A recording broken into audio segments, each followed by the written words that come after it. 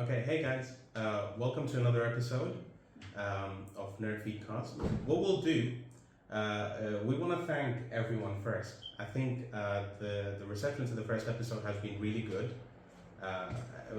better than we expected, really. So we hope that you'll continue supporting us.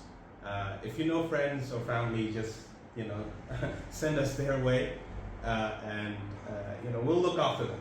We'll look after them with our nerdiness. Yes, we will. Yeah. Welcome, guys, to our second episode of Nerd Feed. And just like my lovely friend here said, I'm going to echo the very same sentiments. Thank you so much for supporting on our first video. We appreciate the support. We appreciate the engagement. We appreciate you tuning in. Make sure you share the video, like the video, show us your support, and onwards and upwards from here, guys. Yeah, fingers crossed. Anyway, let's get on with the episode. They're not really here to be thanked. The thing and the main thing that we're going to cover in this episode is pretty much the first half of Loki, of the second season of Loki. I think by the time this goes up, I think the fourth episode will be out. But I think this is a good point where we can actually just cover like the first like 3 episodes, there's a lot to talk about. There is a lot to talk about. Like, what are your thoughts of the first half so far? Yeah, well, I mean, look, I'll be absolutely honest with you. I feel like this show is single-handedly keeping the MCU alive. Yeah. We'll come on to that later, guys. But it's a Mandalorian of MCU. Yeah, I mean, absolutely. I just wanted to spare a couple of moments on where this show sits in terms of how it ended last season. So, look, at the end of season 1, guys, you saw what happened, I saw what happened, and he saw what happened. Yeah. It was major for MCU. Absolutely. Yeah. Absolutely. We saw, at the end of time, the death of He Who Remains. And now we're going to see the implications of that. We saw a Loki variant. I mean, you probably know her by Sylvie, brilliant character. We're going to come on to her in a lot more detail. But we saw Sylvie plunge a knife into He Who Remains. And did we see that? I mean, we did see it. Oh, I don't even remember that. I only remember the part where she kicked Loki through the time door, and then I don't remember what happened after that. Yeah, so Kang is dead. But this is not any variant of Kang. This is the quintessential version of Kang. The one who in his own mind able to split a whole timeline to himself. Absolutely. The one who stopped the multiversal war. So he isn't the most evil variant of the Kang character. Yeah. He's one of the more benevolent variants of this character. And that's going to be very important to think about moving forward. But what his death signified, guys, because like we just mentioned, he ended the multiversal war. Which means to some degree, he kept order, stability, and peace across the timeline, across the sacred timeline. It was he who was responsible for its maintenance. Now, with his death, everything has spiraled into chaos. Everything. We have seen through the TVA so many timelines becoming branched. It has the sacred timeline has never been this fractured before. What does this mean? And how is this going to come into play, into the future of the Loki series and into the wider MCU? Well, we're going to share our thoughts on that. Yeah. But now we're going to come to season 2.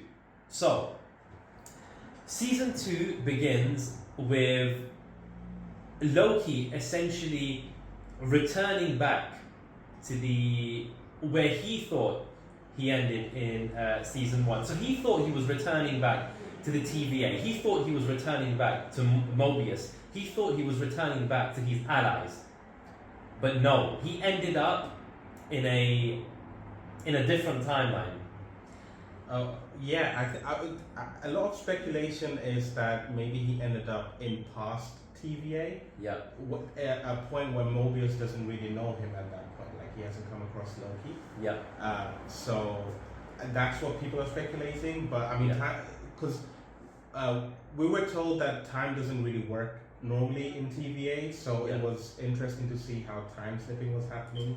Absolutely, absolutely. Oh, you just mentioned the magic concept that we were about to cover. Yeah. Thank you for mentioning that. So what we learned, guys, is that Loki has ended up in a particular time that he does not recognize. He's bemused because he learns that, okay, why doesn't Mobius recognize me? They've been allies for as long as season 1 lasted, but for some reason he doesn't recognize me. Then he turns around and he notices a massive statue of Kang. And I thought that was terrifying. Yeah. I thought, Loki does wow, more to scare us about Kang than Kang himself. or rather, like, I mean, Quantumania was like the big reveal Yeah, of Kang the Conqueror, technically, because Yeah. what the Kang version that we saw was like He Who Remains. yeah, But even that and the reveal at the end of season was more terrifying yeah. than anything that we saw in Quantumania, I thought. I wholeheartedly concur with that. Yeah. Now, again, we see Loki experiencing this weird sensation of flipping in and out of time. And we learn from Ouroboros, one of my favorite characters in this Yeah. show. Underrated Point is character. great, Yeah. I feel like he often goes unnoticed, but if you watch the Loki show, you know just how special he is. We learn through the genius, Obi, I'm just going to refer to him as Obi now. It's easier. That's it. Yeah. We learn from Obi that Loki is experiencing something called time slipping. Now, time slipping for me is a fascinating concept. It means that because he doesn't technically belong to that particular time, but not just that time, because he's experienced so many sort of fractures within the time stream itself, number one, he used the Tesseract and ended up becoming a variant and ending up in a time where he actually didn't belong. But because of his usefulness, he proved useful to the TVA and he became an asset to them, and they worked together on apprehending Sylvie. But then he ended up at the end of time, and after the end of time he ended up into the present. I know, guys, I know it's a little confusing to follow, trust me, like we get a little confused ourselves sometimes, but I think that's the beauty of this show. It's the fact that you're not supposed to know everything about what happens. It's a question, and it leaves us lingering, and I really like that. I think the way that the show is written, they want all the answers. They want all the questions to be answered towards the end, rather than it's kind of like how Lost was, where they were like bringing up one mystery after another, but then they were trying to resolve it down the line. Yeah. Never happened with Lost, but maybe they're trying to do that with Loki. Absolutely, absolutely. So, I mean, as the episode progresses, Obi essentially asks Loki to locate a device called the Temporal Aura Extractor. Now, this device is going to be very, very important sort of moving forward, but this device is sort of used in conjunction with the temporal loom. Yeah. Now, the temporal loom is essentially a thread that maintains the sort of stability of the time-space continuum, so to speak. Yeah, I think it was pretty much keeping like the sacred timeline at bay, but Yeah. I guess the loom broke, and that's that's what's causing all the branch timelines and stuff. It's causing havoc basically at the TVA.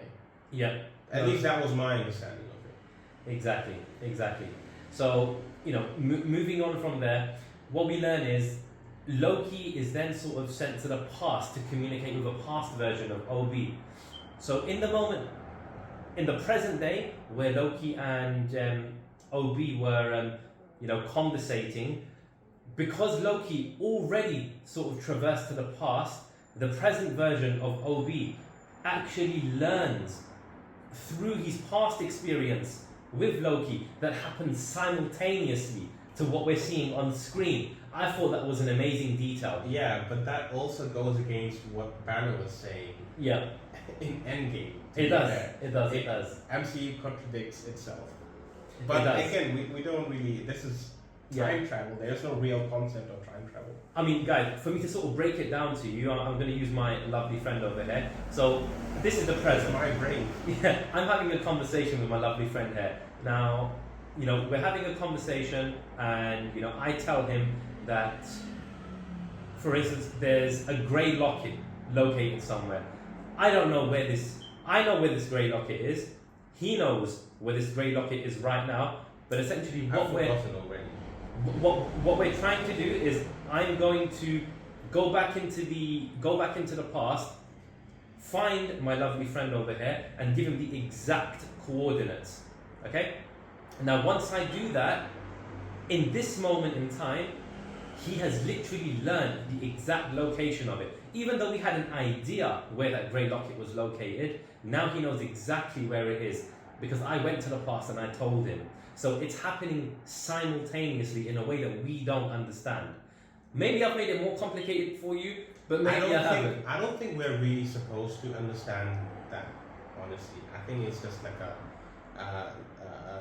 a tool for the writers to progress the story. Yeah. Like, if you think too much about it, I don't think it really works. But anyway, I think we can just carry on. Perfect. So, as the episode progresses, we're sort of introduced to some of the characters that we've seen in season 1, but also some new characters as well. What did you think of General Docs? I mean, we haven't really seen too much about her. We were talking about it a little bit, where it seems like she's just going by her programming. I think she was there to keep like TVA in line, and now since everything's sort of all over the place. Yeah.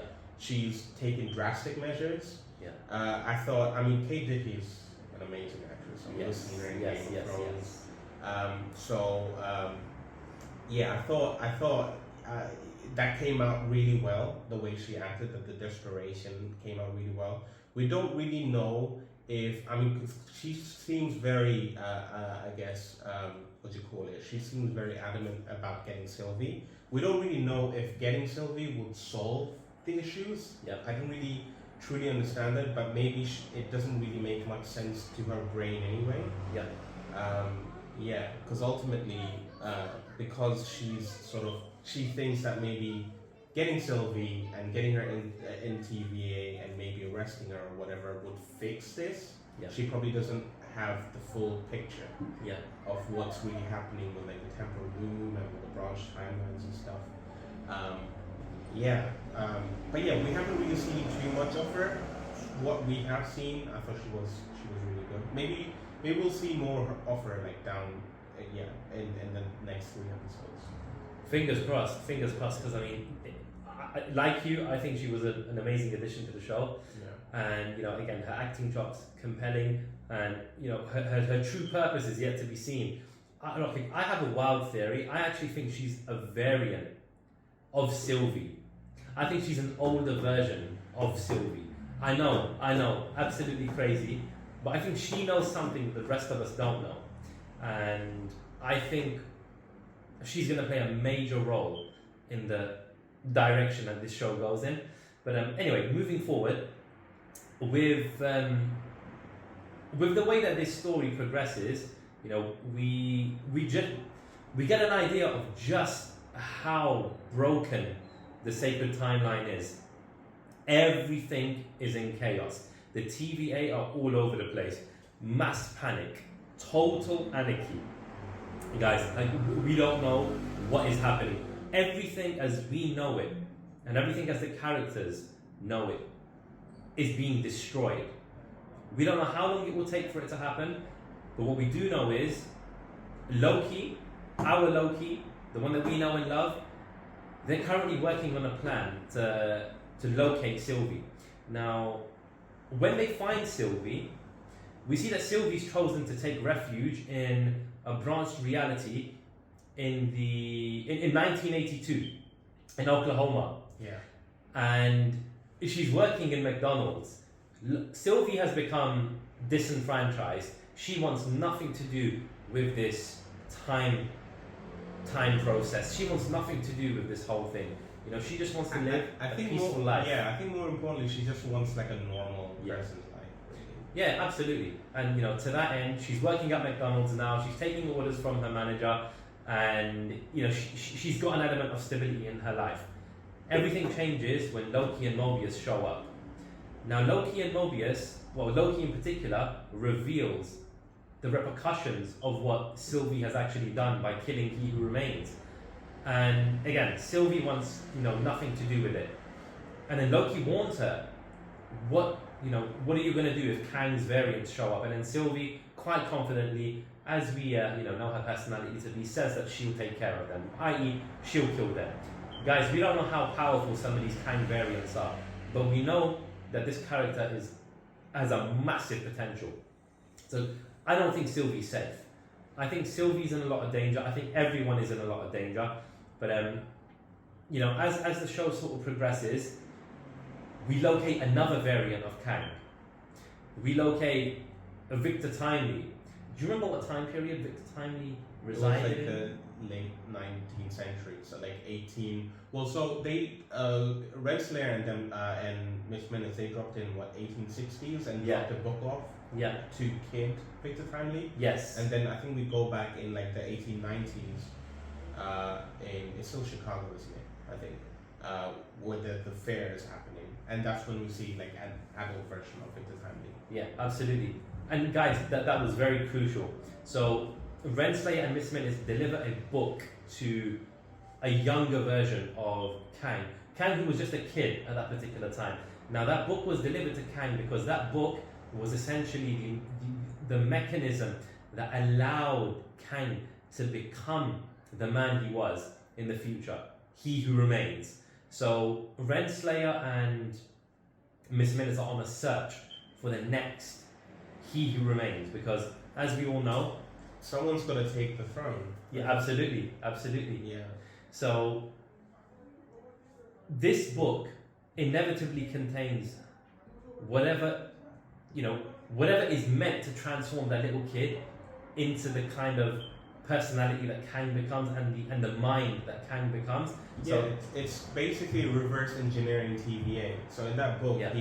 the little kid basically knows everything he needs to know to make a TVA, yeah, which is what Kang did. It gets a little weird. it does. Right. It does. It gets Yeah. really weird, guys. And essentially, that's exactly what happens. Victor Timely grows up, and Loki and Mobius, they go into this timeline, and they're on a search for Victor Timely. Now they find Victor Timely, but so does Renslayer and Miss Yeah. Minutes. Exactly. And they all want different things.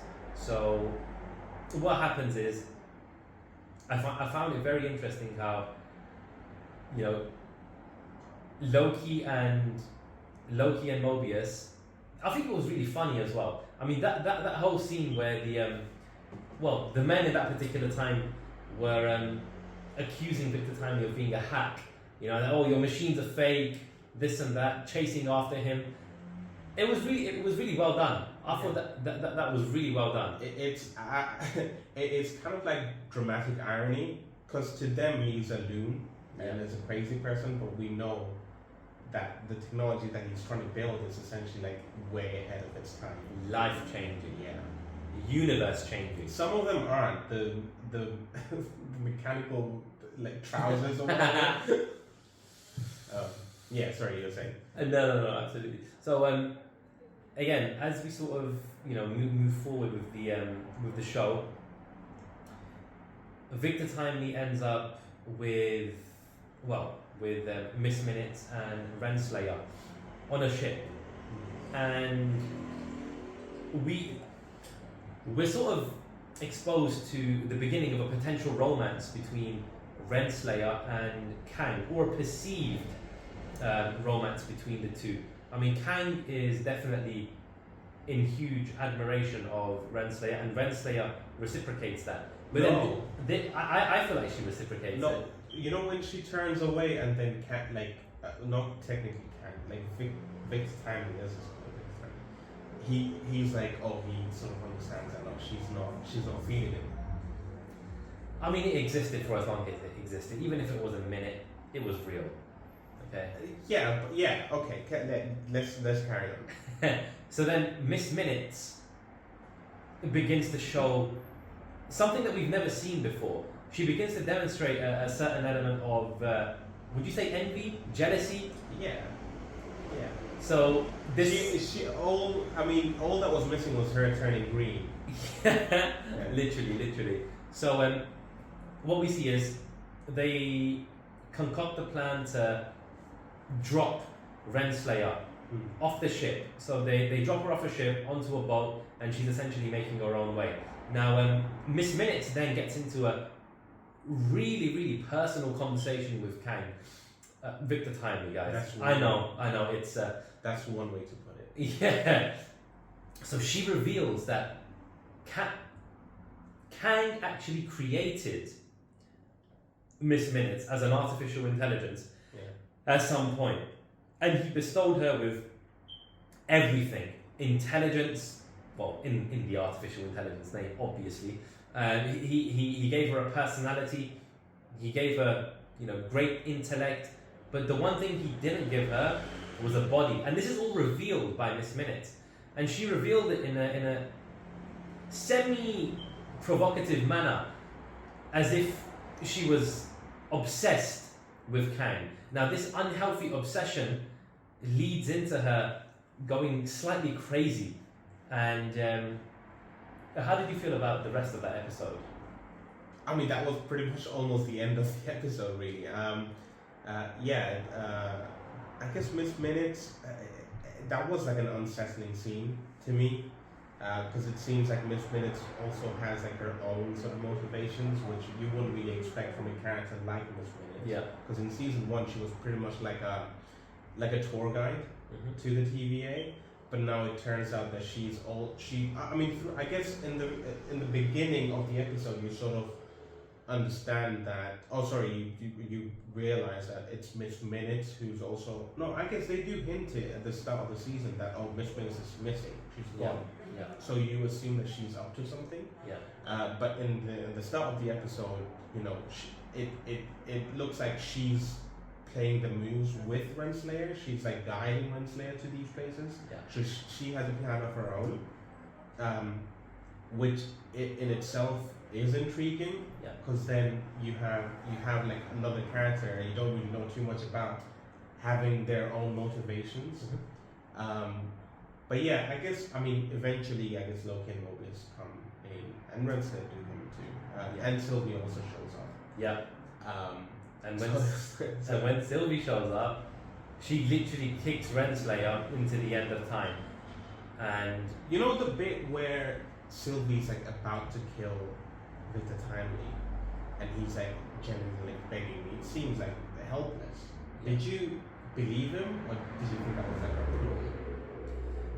Look, I think some of these variants of Kang are genuinely harmless. Right. But they all have the same potential as the more dangerous variants. I think that's Kang. what Sylvie. That's the assumption that Sylvie's operating in. That it doesn't matter if they're innocent. Yeah. They have the potential not to be. Exactly. It's thought police, not uniform. So Miss Minutes and Renslayer are essentially kicked to the end of time into the citadel that He Who Remains died in, and they see him. They literally see the corpse of He Who Remains in a chair, decrepit. His remains. Yeah, he did remain. I like that. Yeah. So they saw his remains, Yeah. and he was decrepit, and his body was decaying. That was so. And it was creepy. Yeah, man. that was creepy. It was really creepy. He's just sitting there. Yeah. It's crazy. Yeah, and that's where it ended for us. I mean, you missed the big thing. I did the secret about Renslayer. Illuminate us. Miss Minutes says, "Wait till you hear about the secret that or something like that." I don't remember the lines. You should remember the lines. You're the guy with the line remembering. But Miss Minutes sort of I guess reveals that maybe there's like a deeper secret with Renslayer. Yeah. Yeah. And that, you know, that I guess that leads into like the second half of. I feel like that could play into the second half of the second season. I guess. How important do you think Renslayer is going to be moving forward? My initial sort of reading was that maybe she was a Kang variant, Wow. right? With dealing with too many variants. You're talking about that general being like a Sylvie variant. Yeah. Now we're dealing with a Kang variant, who's a female too. It would be funny if, you know, first season it was Loki and a female variant, and now it's Kang and a female variant. That would be something. Or it could also be where Renslayer is like a distant relative of either a Kang or potentially Reed Richards, because I mean in the comics, Kang is somewhat related to Reed Richards. So that might also be interesting and kind of a cool way of tying into Fantastic Four if that's the case. Yeah. Or, I mean, it's odd that they were sort of hinting at some sort of romance and they could be biologically related. It's weird. Yeah. I would go with her being a Kang variant, and the fact that maybe she's, or rather Kang, because Mizpin has said that this was always the plan if he who remains ever died, that this is the plan that was in motion, right? Yeah. Of then traveling back in time and throwing that ball to like Victor's family. I think that maybe he thinks that he needs to share potentially he needs to share the throne with another version of himself, and he knows that I guess Renslayer is like another variant of him that he didn't kill because maybe he's sort of romantically. It's weird, but it's like the Loki thing where he's sort of romantically interested in Sylvie too, but it's him, right? Self-love. I mean, that would be crazy. That was at least my reading of it. I know a lot of other people, and we will get into that speculation bit later. But yeah. Now, for me, honestly, the way that I feel that this connects to the wider MCU as a whole, what do we know is coming? We know Kang Dynasty is coming. Avengers, Kang Dynasty is coming. Okay, and I think this sets into motion the threat level that Kang possesses. Look, He Who Remains maintained the sacred timeline. Anyone responsible for that, I mean, anyone responsible for the maintenance of time and the complexity of something like that, you know, they are a serious threat. So that's just one. They're also version. crazy. Absolutely, Yeah. absolutely. And we know that there are so many more malevolent versions of this character, and We they're saw the coming. Council of Kangs. Exactly, Yeah. exactly. We saw the Council of Kangs, so we know the threat level that this character possesses. Yeah. Now, look, with the timelines branching all over the place, with the spell that went wrong in, Spider-Man: No Way Home, Doctor Strange, trying to assist Spider-Man, but unintentionally sort of, opening wormholes throughout the multiverse. And again, in literally the multiverse of madness, the Scarlet Witch going crazy and wreaking havoc in the Eternals. The way that they prevented the birth of the Celestial on Earth. All of these things are not going to go unnoticed. They're not going to go unpunished. And even earlier than that, guys, we used to think the Infinity, it's funny because we used to think that the Infinity Stones were the biggest thing ever, the most powerful sources of power ever. But now we see them being used as paperweights in the TVA. So, do you think, because I know some people have been saying that, do you think that was like a throwaway joke, or do you think that would actually come into play later on? Because they're ineffective in the TVA. yeah. But if you take them out in the real world, and there are multiple real worlds right now. Yeah. Very, very powerful. Yeah. Absolutely. But again, it just goes to show that the multiverse has opened up everything, and it's made everything 10 times bigger. So what we considered to be massive at first, in the grand scheme of things, maybe it wasn't as big. I mean, it was definitely big for the events that happened in that universe, but on a multiversal scale, it wasn't. And that's what's changed now. Because whatever happens now, it's going to have multiversal repercussions. And we're going to see that. I mean, we could potentially see just a collapse of everything. And, you know, this could be the reason that the Fantastic Four then come in. This could be the reason that the X-Men and the Avengers and everyone we know and love unite, you know, to fight against this, well, this existential threat. And I'm here for it. I mean, I genuinely can't wait. I don't want to build this up too much, because then you come into the risk of, like, I guess, overhyping something and under-delivering. Yeah, and that's very true. Because Multiverse of Madness wasn't really multiverses. It was like New York City in 3 different universes. Yeah. No, literally. No, I think I will say Loki, both season 1 and so far what we've seen in season 2, out of all the Disney Plus shows, it's been the most, I guess, impactful on the wider MCU in general. So I have all the reason to think that maybe something might happen in season 2 that sends, like, I guess, vibrations throughout the rest of the, you know, the properties. But yeah, I mean, obviously they're trying to. Kang is a major part of this storyline, of this Loki storyline, and we're clearly sort of building up to something. You've hinted at with the Avengers, the next Avengers movie, literally called Kang Dynasty. Obviously, when you talk about a dynasty, it has to mean something. Yeah. So maybe the dynasty is Kang and Renslayer moving side by side. I mean, wow. I mean, that's a theory. No, I think obviously, I think that they're trying to build up to something, and it's about time that we saw something that was on a multiversal level. Because Doctor Strange wasn't really it. I think we saw a little bit of it in. No, I shouldn't say a little bit of it. We saw a lot of it in Far From Home. Yeah. I was hoping that maybe Doctor Strange would be a lot more like that, where you would see the I guess the possibilities of what would the multiverse bring. Yeah. The same way that we see in Into the Spider-Verse or Across the Spider-Verse. Absolutely. We need to see more of that in the MCU. And maybe this is like the perfect time for like the Fantastic Four and X-Men teams to come in, because you know the threat level is so high that just the Avengers won't do anymore.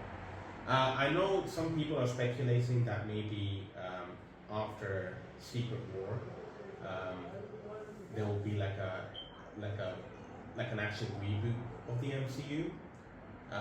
Sort of like what happened in the comics, really. I don't know about that, because the way Disney does business, obviously it relies a lot on the nostalgia factor. But yeah, if we're literally talking about like a reset, doing it by what we're seeing in Loki season 2 is one way, where everything's like gone haywire. Right? The only way they can bring order to this is basically doing what He Who Remains did, just completely splitting all the timelines and just having the one single timeline. I don't know if that will come into play with the next movies, but obviously we're building up to something, and it's clear with this show as well. I mean, honestly, you literally hit the nail on the head. For me, this show is going to have multiversal implications, and we're seeing it already. Yeah. So it's not even a hypothetical at this point. We are literally seeing. I mean, I know I was critical of Multiverse of Madness, but we did see some of, like, you know, we saw Professor X and we saw Black Bolt. Yeah. People we didn't really expect. I mean, I know there were like rumors and stuff, but people we don't really expect to see. Yeah. Normally. So sorry, I'm just no. stepping on your That's completely fine. So again, my point was simply that we're going to see things that are just completely irreversible when you mess with the fabric of time and space. Yeah. And just watching all of that unfold is going to be really exciting. And Loki has done an amazing job at trying to help us, conceptualize and understand these things, from the concept of time slipping, the temporal aura extractor, the temporal loom, and Just again, expanding. yeah, on what exactly. they were- Yeah. the concept of the sacred timeline. Yeah, exactly. All of these things are helping us to conceptualize these things, and Loki has done an amazing job at this. So massive shout out to Tom Hiddleston and Owen Wilson as well. He's not going to watch this. Tom but, Wilson's watching. Massive shout out. Yeah, and again, Owen Wilson, absolutely amazing. Everyone in the show, absolutely amazing. And this show is bringing some sort of legitimacy back to the MCU, because look, guys, we're Marvel fans at the end of the day. We are Give them massive. 3 months. We're massive Marvel fans. We've been Marvel fans for over 15, 20 years, as long as I can remember. Now, very recently, there has been a dip in the quality of both the shows and the movies. But Loki is single-handedly keeping things afloat. And Yeah, full circle. It's like the Mandalorian of MCU. It's the only thing that's keeping MCU going. absolutely, it's well written, it's intelligent, the acting is fantastic, and we can see where this is going. Yeah. Unlike some previous properties, I'm not going to name and shame any of these other properties, but I I say that, but that would probably be a disservice to like Volume 3, which was really good, but it wasn't really progressing the story forward, No, or exactly. at least the multiversal story forward in any sort of way. Yeah, because again, we saw, like you mentioned, Volume 3. How does that tie into the wider MCU? We saw Wakanda Forever. How does that tie into the wider MCU, especially on a multiversal scale? And look, we're not expecting every movie to say, oh my god, look, this is how it ties into this. But no, we need some sort of a direction. And look, previous phases of the MCU had that. Every movie, we had the Guardians of the Galaxy, where we learned about the Power Stone, an Infinity Stone. We saw the Tesseract in the Avengers, Even the Space Dark Stone. World, We saw the Mind Stone. Yes, and in a Dark World, we saw the Ether, the Reality Stone. like it wasn't an amazing movie, but it moved the story forward. Absolutely. And then, in Doctor Strange, the Time Stone. So everything in that phase was connected and led straight into Avengers Infinity War, where all the Infinity Stones were featured. And then Endgame, where again all the Infinity Stones were featured. It was like goal time, like Absolutely. a story of 21, 22 movies or something. at that point. Absolutely. Yeah, and it took us years to have Thanos being flushed out. Yeah, but when he was, look at how amazing he turned out. Yeah.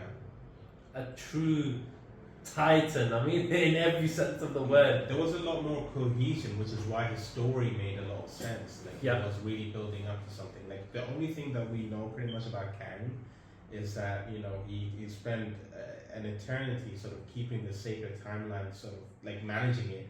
But then you go and show Kang being defeated by ants. I know that's an oversimplification, but it doesn't really do well to show his power level. Absolutely. Look, guys, this is a guy that killed Thor. Now, any guy that kills Thor, yeah, like you can't be losing to a bunch of ants.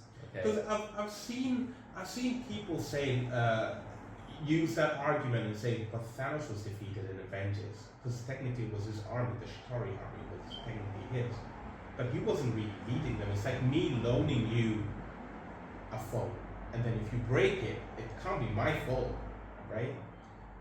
So people use the Avengers as a way of saying, oh, but Thanos was defeated too before, But no, Thanos simultaneously took on some of the most powerful beings in the universe. He battled Scarlet Witch. He battled Captain Marvel.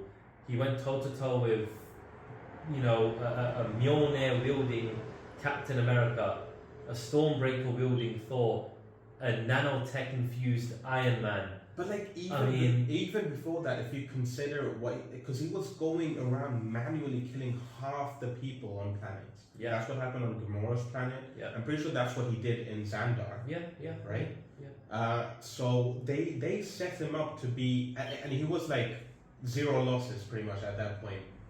He directly didn't get involved with the Avengers fight, for example. He didn't directly get involved with when he sent Ronan to do his bidding. Yeah. Yeah. He wasn't directly involved or anything. Like, that literally led to him saying, "Oh, fine, I'll do it myself." Yeah. But yeah, there was setup where he was in the background, but he was still causing havoc across the universe. Yeah. Yeah. There doesn't seem to be much of that ever since they revealed Kang. Yeah. I mean, they've only really showed it in Quantumania. I think that would have been a really good opportunity to show him.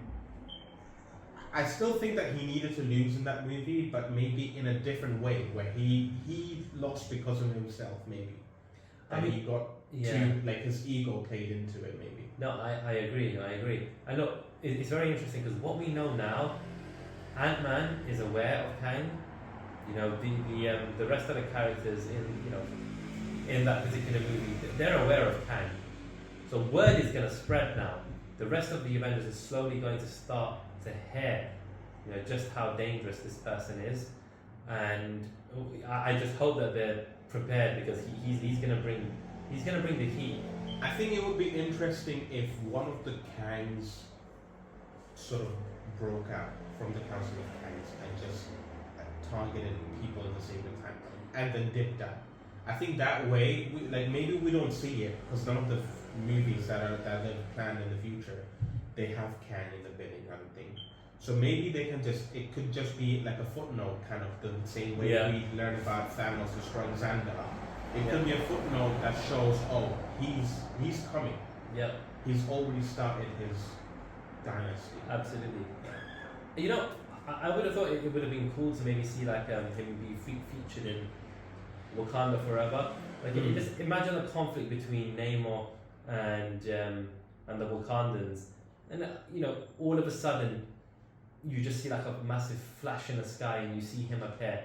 Wouldn't that be an amazing way to introduce a character like that into that movie? Maybe we don't even need to see him. Maybe they can just tie him in somehow, saying, he's been giving weapons to the Atlanteans or Atlanteans. Yeah. I don't even know. Maybe he's been giving weapons to Namor. Maybe Namor's ankle wings are made by Kang. I don't know. He makes mechanized trousers, but no wings. Yeah, I mean, if that's a way of like maybe building him up, that maybe he's supporting all the wrong people, and maybe he needs to be stopped. But I think, at that point, maybe because it was still the sacred timeline technically, so maybe he hasn't, like all the Council of Kangs are maybe building up to doing something together rather than sending someone over. But maybe I don't know. There's a lot of directions that they could go in, but they really haven't. Because I think Kang Dynasty comes out in 3 years, 2025, I think. Yeah. Sorry, 3 years. That's 2 years. Yes. 2025. Yes. Time flies, man. Time flies. Not even that. I'm thinking, how are we going to build up to that in 2 years? Right? Well, exactly. It seems as though this movie doesn't have any momentum. Look, how long were we looking forward to Infinity War before it came out? We were dying for that movie. I mean, it was at that point it was called Infinity War Part 1 and 2. Yeah, they didn't even have the name Endgame. That's right. And for me, guys, you didn't ask the question, but for me, Infinity War is just the shining jewel of the MCU. I think it's maybe that could be an episode on its own. Yeah, we just break down Infinity War. And you know what? We're gonna do that for you. We're gonna rank the MCU movies for you. Yeah. In another. If you have any questions about that, just leave them down below. Absolutely. But I do believe there's a few more stories for us to touch on. I think we pretty much covered what we've seen in Loki. What are your? Let's do the speculation part, because I know. One thing that I've realized quite a lot recently compared to when other Disney Plus shows came out is that there is a lot more fan speculation. Yeah. I know people are talking about what they think is going to happen by the end of the season, or what they think is going to happen in the next episode, what they think is going to happen with this specific character. I would love to hear like your speculations, or what you think, whether you think the season's leading up to. Okay, so I think I mentioned this earlier. Yeah. General Dogs, I think she's actually a variant of Sylvie, and by extension, a variant of Loki. I was going to interject then, right? Yeah. Because I'm confused. I'm not trying to be critical of your. Because I don't even remember myself. When they did like the Sylvie thing in season 1, did they say that she was like the only one that was a Sylvie in like anywhere? I don't think they did. No, I don't. Because I don't remember season. Sylvie is essentially a variant of Loki. Yeah. And there's look, the multiverse is wide, so there's numerous variants of. Because for of some that reason, particular character. So if Sylvie is how Loki is presented in one particular, time, then there's definitely other sort of variants out there. And again, look, I think of the variants we saw. Loki. We saw the classic version who projected those really powerful illusions. We saw an alligator. We saw a kid. Yeah. But the kid's still human. We saw. Granted. But I say human. That Asgardian. Oh No. Frost giants. Or posing whatever as they call Asgardian. Yeah. Like I don't know the other language. No, I'm only bringing that up because for whatever reason, maybe I need to watch season 1 again. For whatever reason, I keep thinking that they mentioned that there's nothing else like Sylvie. We can have a little check on that. Yeah. But I think I think I'm wrong. I think my memory is fuzzy, right? But for whatever reason, I'm thinking that. Yeah. No, I'm probably right. No, honestly, it's absolutely fine. The reason I say this is because I think there's a lot more to her intentions, and I think she's hiding a lot from us. And I just think her obsession with, the whole Sylvie thing. I think there's some sort of deep logic behind it. In a way, it makes sense. If she's a Sylvie too, maybe she thinks that whatever this Sylvie's doing is wrong. Yeah. So this is like course correction for her character in a way. Yeah, I could see that. Okay, I also think Miss Minutes gets a body. No, I do. Body count 1. No, I think the body she gets is Renslayer's. Oh. Yeah. Okay, that's interesting. Yeah. That's interesting. I like that. Because Miss Minutes is going to experience something strange where she sees that the only person that Kang would ever go for is Renslayer, and she won't be able to handle that. She's going to burn. So she's going to actually find a way to possess the body of Renslayer. Yeah. So she's going to possess Renslayer, and then it will be Miss Minutes and Kang on the throne. Yeah, I like that. And then I think Loki. I think he's going to be in a lot of trouble. I think he's going to be close to dying. But then I think we're going to see some really interesting cameos coming in to jump in the fray. I think we're going to see the same variants that we saw in the last one. But we might so we might see the classic version. I think we're going to see him again. Okay, call me crazy. It's probably not going to happen. I think there's a chance that we see Thor, or a variant of Thor, come. A variant of Thor that maybe turned bad. So yes. Kind of like Loki. Yes. Now that, oh my I god, like that. That would be amazing. Like Dark Thor. An evil version of Thor. Wow. Yeah, I'm just thinking about it. It's cool, bro. I'm just thinking about it. It's so cool. But they're not gonna do it. Nah, they're not gonna do it. That's because Odin's coming as well. Yeah, they need to hire us for season 3. There is a season 3. And we'll give Sylvie all the powers like Gaia. Yeah, let's not talk about Secret Invasion right now. Oh. But after Secret Invasion, this is a breath of fresh air. Yeah. This is so good. Yeah. People are talking about it a lot more. People are speculating. It's kind of like when Game of Thrones was like hot, right? And every week we'll just talk about, what do you think is going to happen next week? What do you think? Whether you think we'll be left off at the end of the season and stuff like that. So it's nice to have that like positivity back in the fan base, I think. And I think Loki, this season of Loki is a major part of that. Yeah.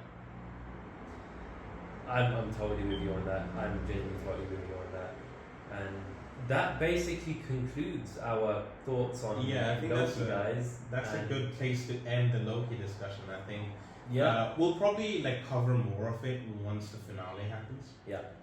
Just to see if our speculation came out to be true, or like whatever like the final product is. Obviously, it'll probably still be interesting to talk about, because we talked about it so far. Neither of us were completely satisfied. Yeah. Anyway, the other two stories that you were talking about. The first one is essentially, I mean, these are very short, and we'll probably be able to cover them in like 5 minutes or whatever. The first one was Matt Shackman was interviewed in a podcast recently. I didn't even write down which podcast, so I might just write it down on like the YouTube video, and you can go check it out there. I might link it in the description too, so that other people can go and listen to it. But he was basically asked about whether or not progress on Fantastic Four was affected in any sort of way because of the strikes that have been going on. I mean, the writer's strike has ended, but the actor's strike is still going on. I mean, we touched on it a little bit last week because Deadpool 3 got delayed because of that. But yeah, Matt Shackman essentially said no, the progress hasn't really been affected at all. They're still working on that, and they're on pace. So that's interesting to see, because I would have thought since Deadpool 3 got pushed back, there's a good chance that other projects might also get pushed back, which includes Fantastic Four, but that doesn't seem to be the case. So that's good. Matt Shackman, you're familiar. I mean, he directed WandaVision. I'm probably more familiar with him because of his work on Always Sunny, which isn't anything like the MCU. But yeah, I think the project is in good hands. He's a really good director. I mean, you've seen WandaVision was amazing. Yeah, absolutely. If we see more of that in Fantastic Four, I think it will be a treat. And God knows we need a good Fantastic Four movie. Yeah, I mean, we haven't had one so far. They've tried three times. Yeah. But yeah, it's it's about time, I think. Absolutely. Maybe that's what the movie's gonna be about. It's about time. Honestly, and I'm glad that it's fully operational and that it's all full steam ahead, because, like I said, we need a damn good Fantastic Four movie. It's such a fresh addition to the MCU, and the MCU feels. The MCU would feel incomplete without the introduction of the Fantastic Four, because look, they are the original family. Yeah, we've had a glimpse of Reed Richards in the Multiverse of Madness. So I didn't watch that movie. Sorry, what was that? So now it's about time to bring in that staple team, the team that links Galactus to the MCU, the team that links the Silver Surfer to the MCU. Silver Surfer, yeah. The team that Doom. Oh my yes, Doctor Doom. Okay, guys, I'm telling you, when Doctor Doom and Magneto come to the MCU, seats will be wet. With P, I should. Okay, maybe both of us. Cillian Murphy for Doctor Doom. I'm calling it now. Yeah, has to be him. My ideal fan cast was Mads Mikkelsen, but we've already had Mads. We had him as the Caecilius. Yes. In Doctor Strange, he could still come back. I mean, he barely looks like Mads Mikkelsen in that one. It's not like mascara or whatever. He's been crying. But yeah, Cillian Murphy, obviously, he's hot right now. And I'd love to see Fassbender reprise his role as Magneto. Probably not gonna happen, but I mean, you know, one can dream. Both. I mean, McAvoy and Fassbender was such a good duo. Yeah. Same with Patrick Stewart and Ian McKellen. Yeah. Yeah. Oh, I should say Sir Patrick Stewart, Sir. But yeah, I think it would be interesting to have both McAvoy and Fassbender back for this new sort of, a reboot essentially of X-Men, I think, at this point. Because they're having Hugh Jackman back as Wolverine. I don't see any reason why they can't have the older, as I said, older actors, taking the old new actors back for their roles. But yeah, I mean, we could also see like a recast. And Marvel's usually good with casting, so maybe there's going to be a new person who's even better than. It's hard to imagine, but there could be a person who's even better than Fassbender. Yeah. For Magneto. Could you just imagine, like, for a second, like the banter between Reed Richards and Bruce Banner? Yeah. And you know, just those geniuses just geeking it out. Yeah. You know, because look, we need. I can't believe Tony Stark is gone. It's crazy. I can't believe Iron Man is gone. Yeah, but you have Reed Richards. Oh God! When's that show coming out? I'm not interested. I'll be absolutely honest with you. I'll watch it, but honestly, I've read maybe like 8 or 10 Ironheart comic books. They are all bad. I didn't like them at all. I don't know why I read this. Like I don't know why I went and read like 8 of them. I should have realized by the third one that these are not great. But I hope the show is good. I didn't really like her in Wakanda Forever, but I hope the show is good. Maybe she needs her own show. Yeah. Yeah. Sorry, I don't even know what we're talking about. Yeah, the banter between Reed Richards yeah. and Bruce Banner. Yeah. Yeah. I mean, Human Torch and Spider-Man, they're really good friends. It would be nice to see them in a movie together, right? Absolutely. And the Thing and the Hulk. Now that would be cool to see as well. Imagine them doing the spot from like, not the spot, but like it's not even a handshake really, from the Predator. Oh yes. It just sends ripples. Anyway, yeah, I think it would be. I mean, we're still waiting on news. There's been no news about Fantastic Four other than the fact that it's not being affected by the strikes. Yeah. And no casting news, so we don't really know who's who. Yeah. And so that was like one of them. The other short one was Matthew Vaughn has been saying a lot of things recently, all good to be fair. There was a recent news story of how he essentially said no to an X-Men movie because they were gonna, apparently Fox wrote a script just for Halle Berry, and that based on that script the movie was gonna open in it wasn't Wakanda, I think it was somewhere in Africa, and Storm was gonna come to like some sort of rescue, and they literally wrote the script just so that they got Halle Berry to sign on. They never intended to make that movie, so it was like false advertising or whatever. So that's why he said no to doing an extra. He eventually came back, obviously, for First Class, which, by the way, is honestly one of my favorite X-Men movies. Yeah. One of my favorite comic book movies. Period. Yeah. X-Men First Class was amazing. Yeah. First Class was so good, so good. But yeah, I think the one thing that we wanted to talk about, I think we touched on that a little bit with Quantumania and how that movie sort of, I guess, left us wanting more. He used Quantumania as like an example of how maybe CGI has, or rather bad CGI has affected all the MCU properties really, and maybe like superhero movie fatigue is coming into play as well. No, Marvel should make less movies essentially. Yeah, I don't fault that argument. To be fair, I think a lot of the it's quantity over quality at this point, and maybe Marvel needs to take more time just fleshing out their stuff.